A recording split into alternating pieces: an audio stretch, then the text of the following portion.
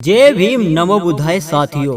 दोस्तों, आज की अपनी इस वीडियो में हम आपको बताने जा रहे हैं कि अगर बाबा साहब डॉक्टर भीमराव अंबेडकर ना होते तो चमारों दलितों का क्या होता और दलित चमार हमेशा नीच अछूत बने रहते। तो चलिए दोस्तों, जान लेते हैं अपनी इस वीडियो में। दोस्तों, डॉक्टर अंबेडकर ने अपना पूरा जीवन चमारों के अधिकार और समाज की कुर्तियों जैसे ऊंच नीच भेदभाव के लिए बिता दिया और जीवन भर संघर्ष करते रहे।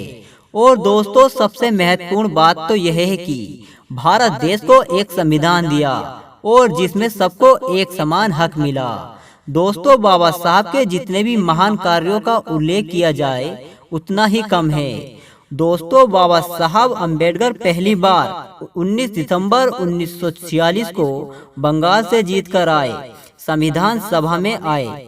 लेकिन उसके तुरंत बाद भारत देश का बंटवारा हो गया। जिस संविधान सभा सीट का डॉक्टर अंबेडकर प्रतिनिधित्व करते थे उसे पाकिस्तान को दे दिया और इससे अंबेडकर का निर्वचन खत्म हो गया।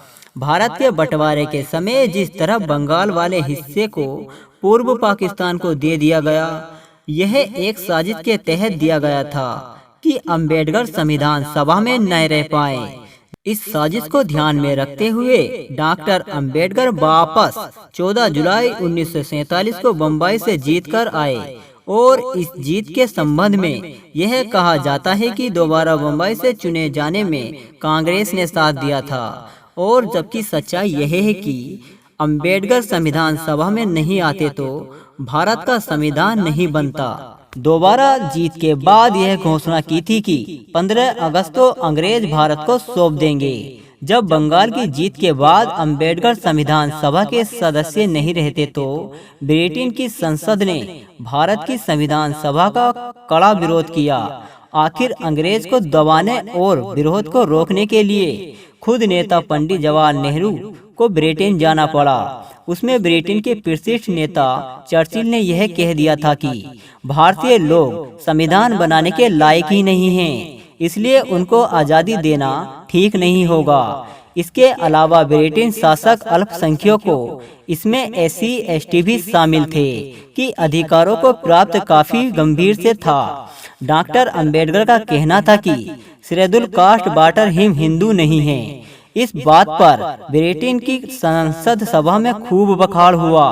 बाद में हालात ऐसे हुए कि सभी अल्पसंख्यकों के अधिकार का सेटलमेंट नहीं होगा तो भारत का संविधान नहीं बन पाएगा और इससे मान्यता भी नहीं मिलेगी। ऐसे संकट में बाबा साहब अंबेडकर को बम्बई से जीतकर लाना कांग्रेस और पूरे देश की मजबूरी हो गई थी।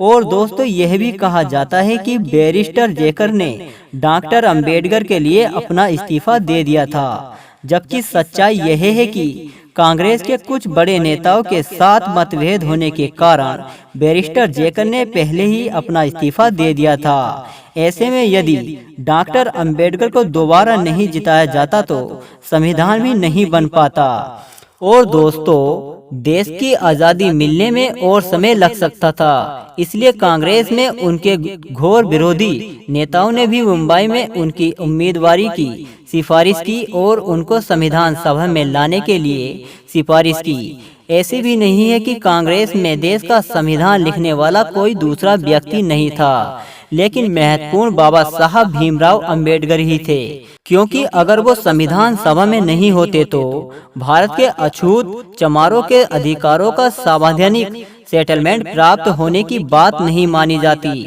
और इससे भारत के संविधान को मान्यता भी प्राप्त नहीं होती। भारत को बड़े लोकतंत्र के रूप में भी दर्जा नहीं मिल पाता, क्योंकि यह तभी माना जाता कि भारत के एक बड़े वर्ग ST और SC की स्वतंत्रता अधिकारों की बात संविधान में नहीं होती। दोस्तों, बाबा साहब डॉक्टर भीमराव अंबेडकर का संविधान सभा में होना बहुत ही जरूरी था। चमारों दलितों के हित और चमारों के अधिकार की व्यवस्था को लाने में बाबा साहब भीमराव अंबेडकर का बहुत बड़ा हाथ और योगदान रहा। तो दोस्तों, आपको यह जानकारी कैसी लगी हमें कमेंट करके जरूर बताएं। जय भीम, जय भारत।